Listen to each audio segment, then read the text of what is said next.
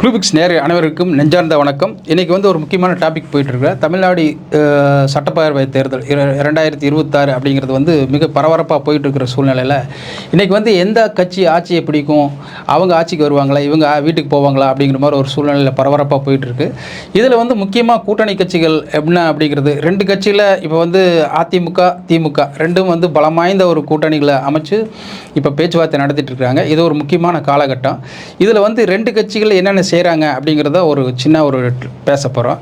முதல்ல திமுக கிட்டத்தட்ட தன்னோட உதயசூரியன் சின்னத்தில் ஒரு 160 சீட்டுக்கும் குறையாமல் நிற்கணும் அப்படிங்கிறத அவங்க டார்கெட் பண்ணி தன்னோட கூட்டணி கட்சிகள் கூட பேச்சுவார்த்தை நடத்திட்டு இருக்காங்க. அதனுடைய சாராம்சமாக பார்த்தீங்கன்னா, ஏற்கனவே மதிமுக பேச்சுவார்த்தை நடத்தி முடிச்சுட்டாங்க. இப்போ அடுத்தது விசிக, 2 கம்யூனிஸ்ட் கட்சிகள், காங்கிரஸ் ஏற்கனவே முடிஞ்சிடுச்சு.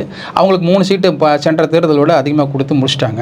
அதன் அடிப்படையில் பார்த்தீங்கன்னா இப்போ அடுத்தது இப்போ உஷாராகி வந்த உடனே 0.43% இருக்கிற ஒரு தேமுதிக கட்சிக்கு எப்படி நீங்கள் ஒரு ராஜ்யசபா சீட் கொடுக்கலாம், நாங்கள் 10 வருஷமாக கூட்டணியில் இருக்கிறோம் அப்படின்னு மிகப்பெரிய கேள்வி கேட்டுருக்காங்க. 2 கம்யூனிஸ்ட் அண்டு விசிக அப்படிங்கிறது நாம் பார்க்குறோம்.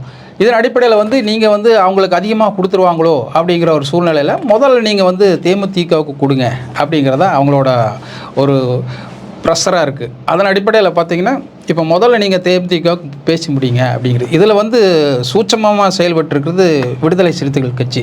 அவங்க டபுள் டிஜிட்டில் கண்டிப்பாக வாங்கி ஆகணும் அப்படின்ட்டு எதிர்பார்க்குறாங்க. ஏற்கனவே 6ல் 4 ஜெயிச்சுக்கிறாங்க.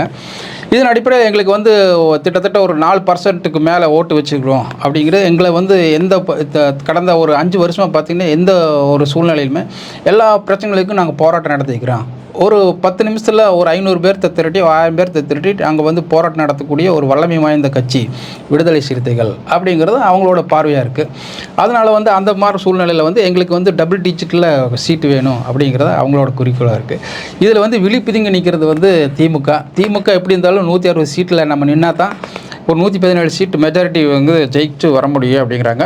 அதுபோக யாருக்கெல்லாம் பேச்சுவார்த்தை நடத்தி உதயசூரியன் சின்னம் கொடுக்க முடியுமோ அவங்களுக்கெல்லாம் கொடுத்துட்ருக்காங்க. உதாரணத்துக்கு இந்த கருணாசு, கொங்குமான தேசிய கட்சிகள் இருக்கிறாங்க, அந்த கட்சிகள் இப்போலாம் சின்ன சின்ன கட்சிகள் அவங்களுக்கெல்லாம் தனியரசு இது போன்றவங்களுக்கெல்லாம் அப்படி கொடுத்துட்ருக்காங்க. ஸோ இந்த மாதிரி சூழ்நிலையில் திமுக தன்னோட நிலைப்பாட்டை போயிட்டுருக்கு. இன்னும் இப்போ இது மாதிரி சூழ்நிலையில் இப்போ ஏரியில் பாண்டிச்சேரியில் புதுச்சேரியில் எலெக்ஷன் நடக்குது. இந்த எலெக்ஷனில் எப்படியும் நம்ம கண்டெஸ்ட் பண்ணணுங்கிறதுக்காக அவங்களுக்கு தான் முதல் தொடர்ந்து இப்போ பங்கீடு நடந்துகிட்ருக்கு. அது ஒரு பக்கம் போயிட்டுருக்கு. திமுக ஒரு நிலைமை எப்படி போயிட்டுருக்குன்னா, ஏடிமிக்கில் திடீர்னு திடுதிப்புன்னு எடப்பாடி பழனிசாமி அவர்கள் நான் 150 தொகுதியில் தொடர்ந்து 150 தொகுதியில் நிற்கும், அதிமுக நிற்கும், தனிப்பெரும்பான்மை பெற்று ஆட்சி அமைக்கும் அப்படின்னு சொல்லி வலியுறுத்தி சொல்லிகிட்டே இருக்கிறாங்க. இது ஏன் இன்றைக்கும் கூட சொல்கிறாரு எடப்பாடி பழனிசாமி அவர்கள்? ஏன் இது திடீர்னு இப்படி சொல்கிறாருன்னு காரணம் பார்த்தீங்கன்னா, இதில் விஜய் மறுபடியும் உள்ளே கொண்டு வராங்க. அவர் 80 சீட்டு கொடுக்க போகிறாங்க. 80 சீட்டு கொடுத்தா ஏற்கனவே அவருக்கு ஒரு 40 சீட்டு பிஜேபி உள்பட்ட பல கட்சிகள் கொடுத்துக்கிறாங்க. அப்போ 100க்கு 120 அந்த மாதிரி ரேஞ்சில் தான் ஏடிஎம்கே நிற்க முடியும் அப்படிங்கிற மாதிரி ஒரு பயம் காட்டிகிட்டு இருக்காங்க. இதுக்கு பின்னாடி எல்லாம் பார்த்தீங்கன்னா அண்ணாமலை மற்றும் ஆர்எஸ்எஸ் ஒர்க் பண்ணிகிட்ருக்காங்க. அவங்களோட அஜெண்டா என்னென்னு கேட்டிங்கன்னா, எப்படி இருந்தாலும் ஏடிஎம்கே தனிப்பெரும்பான்மை கிடைக்கக்கூடாது, ஆனால் அதே சமயத்தில் ஏடிஎம்கே கூட சேர்ந்து நம்ம ஒரு கூட்டணி அமைச்சு ஆட்சி அமைக்கணும் அப்படிங்கிறது அவங்க திட்டமாக இருக்குது. இந்த சூழ்நிலையில் பார்த்தீங்கன்னா இப்போது பிஜேபி கிட்டத்தட்ட விஜய் கூட்டணிக்குள்ளே வந்துடுவார் அப்படின்னு சொல்லிட்டு டெல்லி நெருக்கடி கொடுத்துட்ருக்கு. அந்த நெருக்கடியில் ஒரு சாராம்சம் தான் கரூர் பிரச்சனையில் அவருக்கு சில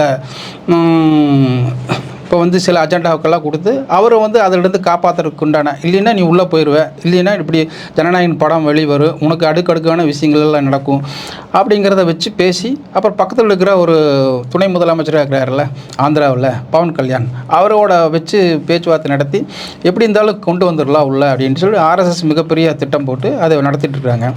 ஆக மொத்தத்தில் பார்த்திங்கன்னா இதுக்கு நெருக்கடியாக பார்த்திங்கன்னா எடப்பாடி பழனிசாமிக்கு தான் அதிக நெருக்கடி. ஏன்னா அவர்கிட்ட இருந்து அந்த 150 சீட்டை எப்படியாவது பிடுங்கி ஆகணும், அப்படிங்கிறது அவங்களோட திட்டமாக இருக்குது. ஆனால் இதையும் அறியாமல் இல்லை எடப்பாடி பழனிசாமி அவர்கள், இதெல்லாமே தெரிஞ்சு வச்சுக்கிறாரு. எப்படி இருந்தாலும் நம்ம இதிலிருந்து நம்ம விலகி, ஏன்னா கூட இருக்கிற கூட்டாளிகளே அவங்கள முதல்ல சமாளிக்கணும், அதுக்கு அடுத்த திமுக எதிர்கொள்ளணும் அப்படிங்கிற ஒரு இக்கட்டான ஒரு சூழ்நிலையில் தான் எடப்பாடி பழனிசாமி வந்துட்டு இருக்காரு அப்படிங்கிறத நமக்கு தெரிஞ்ச ஒரு தகவலாக இருக்குது. இதுலேருந்து அவர் ஜெயிப்பாரா அப்படிங்கிறது வந்து மிகப்பெரிய கொஸ்டினாக இருக்குது. ஆனால் அதே சமயத்தில் இந்த விஷயத்தில் வந்து திமுக வந்து இயல்பாக ஈஸியாக தன்னோட கூட்டணி கட்சிகளை அழகாக நகர்த்திட்டு போயிட்டுருக்காங்க. இது வந்து எடப்பாடி பழனிசாமிக்கு ஒரு நெருடலாக போயிட்டுருக்கு. இதுக்கு வந்து பின்னாடி பார்த்திங்கன்னா நிறைய பேர் இருந்துக்கிறாங்க. அண்ணாமலை இருக்கார், குறிப்பாக சொல்லப்போனால் பத்திரிகையாளர் அப்படிங்கிற சொல்ல போகிற நங்கராஜ் பாண்டே கூட அதுக்காக உண்டான வேலையை குளிப்பறிச்சிட்டு இருக்காரு அப்படிங்கிறத ஏடிமிக்கல் இருக்கிறவங்களே சொல்கிறாங்க. அப்போது இப்போ வந்து எடப்பாடி பழனிசாமிக்கு சுற்றி ஆளுகளே வந்து கூட இருக்கிறவங்களே வந்து ஒரு குளிப்பறிச்சிட்டு இருக்காங்க அப்படிங்கிறது யதார்த்தமான உண்மை. இந்த மாதிரி சூழ்நிலையில் வந்து எப்படி இந்த கூட்டணி கட்சிகளெல்லாம் அடுத்து நகர்த்துவார் அப்படிங்கிறது போக போகத்தான் தெரியும். இப்போ எலெக்ஷன் வேறு அறிவிச்சிட்டாங்க, இன்னும் ஒரு வாரம் இருக்குது உங்களுக்கு வந்து தேர்தல் வேட்புமனு தாக்கல் பண்ணுறதுக்குள்ள இதெல்லாம் பேசி முடிக்கணும். இதுக்கிடையே வந்து இன்னும் சில புது கட்சிகளெல்லாம் என்டிஏல வரும் அப்படின்னு போயிட்டுருக்காங்க. நயினார் நாகேந்திரன் வந்து இதில் என்ன காய் நகர்த்தினா, தென் மாவட்டங்களில் வந்து நமக்கு வந்து இந்த டாக்டர் கிருஷ்ணசாமி உள்ளுக்குள்ளே வந்தாருன்னா நல்லாயிருக்கும் அப்படிங்கிற மாதிரி அவர் சொல்லிட்டுருக்காரு. அவர் வந்து 2 சீட்டும் பல சில சூட் கேஸ் எல்லாம் கேட்டிருக்கிறதாகவும் ஒரு தகவல் போயிட்டுருக்கு. ஆனால் வந்து எனக்கு வந்து 5 சீட்டு வேணும் அப்படின்ட்டு அவர் கேட்டிருக்கிறதாகவும், இதில் வந்து இடையில வந்து நயினார் நாகேந்திரன் இல்லை அவங்களுக்கு வந்து கேட்குறது கொடுங்க, அப்போ தான் நான் சில தொகுதியெல்லாம் ஜெயிக்க முடியும் அப்படிங்கிற மாதிரி. ஏற்கனவே வந்து நெல்லை தொகுதியில் நின்று ஜெயித்தவர் இப்போ சாத்தூர் தொகுதியை குறி வச்சு பேசிகிட்டு இருக்கிறதாகவும், அங்கே வந்து தேவேந்திர குல வேளாளர்கள் இருக்கிறனால ஈஸியாக ஜெயிச்சிடலாம் அப்படின்ட்டு அவர் ஒரு கணக்கு போட்டிருக்காரு.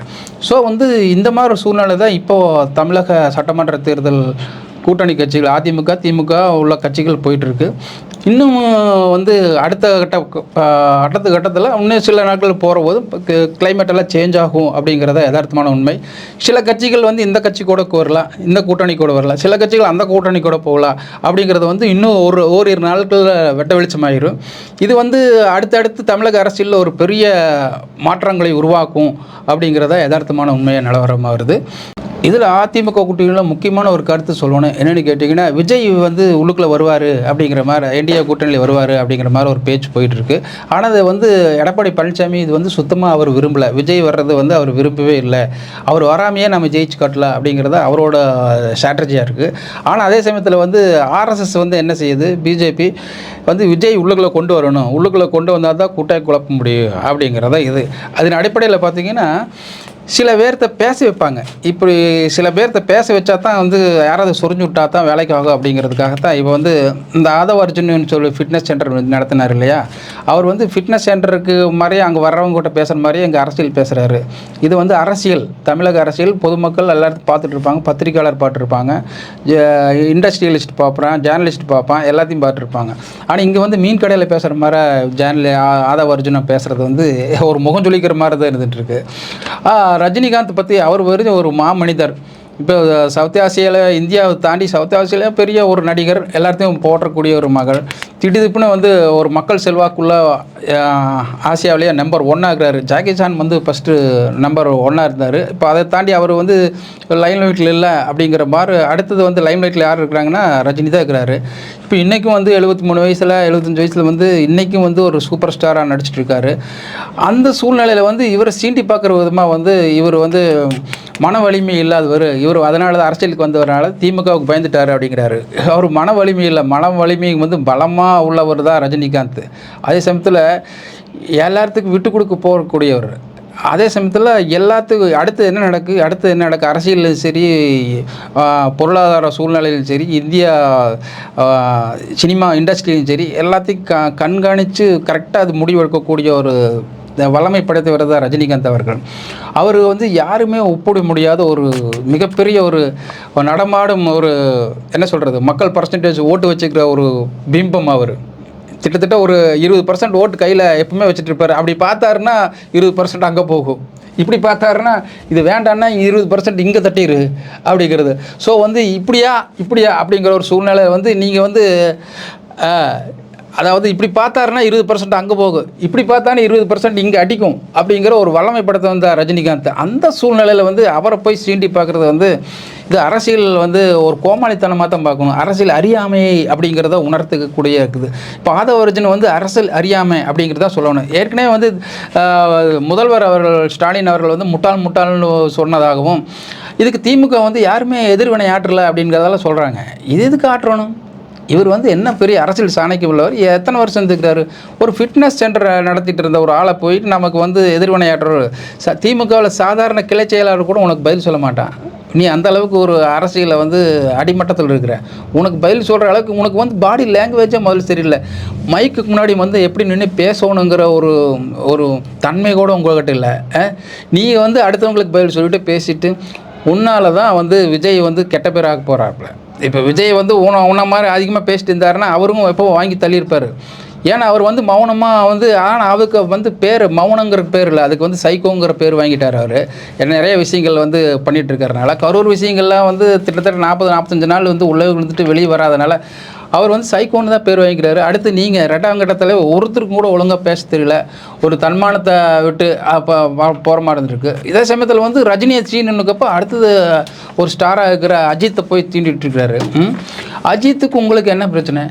அஜித் எதுக்கு சும்மா அடியில் சீடுறீங்க? உங்களோட லைனில் இடையில ஏதாச்சும் வர்றாரு அவர், இல்லை பேசுகிறாங்களா, இல்லை நீங்கள் வந்து ஒரு வாழ்த்து தெரிவிச்சுக்கிறாரு, இல்லை நீங்கள் வந்து அரசியலில் ஜெயிக்கணும் அப்படிங்கிறத மாதிரி சொல்கிறாரு. சும்மா போகிறவங்க வரவங்களாம் சீட்டி விட்டு பார்க்குறது. அவர் வாட்டுக்கு கார் ரேஸ் பண்ணிவிட்டு அவர் ஒரு அமைப்பை உருவாக்கி அவர் வாட்டுக்கு அவர் லைனில் போயிட்டுருக்காரு, அவரை சீண்டி பார்க்குறது. ரஜினி ரசிகர்களும் அஜித் ரசிகர்களும் சாதாரணமான ஆட்கள் இல்லை. அவர் வந்து ரஜித் வந்து அதாவது தன்னோட ரசிகர் மன்றத்தை கட்டமைப்பு கலாச்சாரம் இருந்தால் கூட அவங்களுக்குன்னு ஒரு அமைப்பு இருந்துட்டு இருக்கு. அவங்களுக்குன்னு சில பேர் தல ரசிகர்கள் நிறைய இருந்துட்டு இருக்காங்க. இப்போ அவங்க வந்து கண்டிப்பாக உங்களுக்கெல்லாம் ஓட்டு போடவே மாட்டாங்க. ரஜினி ரசிகர்களும் உங்களுக்கு ஓட்டு போட மாட்டாங்க. அந்த அளவுக்கு நீங்கள் பண்ணி வச்சுட்டீங்க. உங்களுக்கு சாதாரண ஆட்களை ஏற்கனவே திரையுலகத்தில் வந்து அந்த 2 ஜாம்பவான்களையும் நீங்கள் வந்து விஜய் வந்து பெருசாக ஒன்றும் மீட்டல, பெருசாலாம் சாதிக்கலை, பெரிய இது பண்ணல. ரஜினி கூட நீங்கள் ஒப்பிடவே முடியாது. 10% 100% விஜய் வந்து 100 விஜய் வந்தால் கூட ரஜினி கிட்ட நிற்க முடியாது அப்படிங்கிறத யதார்த்தமான கல நிலவரம். ஆனால் அதே சமயத்தில் நீங்களாம் வந்துட்டு ரஜினி கூட எல்லாம் போட்டி ஓடுறதோ இல்லை பேசுகிறதோ எந்த விதத்துலையும் இருந்தீங்கன்னா அரசியலில் நீங்கள் தான் லாஸ் ஆவீங்க, உங்களுக்கு தான் லாஸ் ஆகும். ஆனால் அதான் சொல்கிறேன், ஏற்கனவே இப்படி பார்த்தீங்கன்னா 20%, இப்படி பார்த்தா 20%. உங்கள் மொத்தத்தில் ஆக மொத்தத்தில் நீங்கள் வந்து இருக்கிற 3% கூட வாங்க மாட்டீங்க அப்படிங்கிறதோ யதார்த்தமான கல நிலவரம். எடப்பாடி பழனிசாமி வந்து எப்படியோ வீழ்த்துறதுக்காக விஜய் வந்து பல ரூபத்தில் வந்துட்டுருக்காரு. ஆனால் வந்து எந்த ரூபத்தில் வந்தாலும் எடப்பாடி பழனிசாமி உங்களை உள்ளே விட மாட்டார் அப்படிங்கிறத அதிமுக நிலவரம் சொல்லுது.